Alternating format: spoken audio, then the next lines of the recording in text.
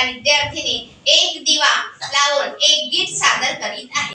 स्त्री जातीच्या मुक्तीसाठी आल्या सावित्री फुले, स्त्री जातीच्या मुक्तीसाठी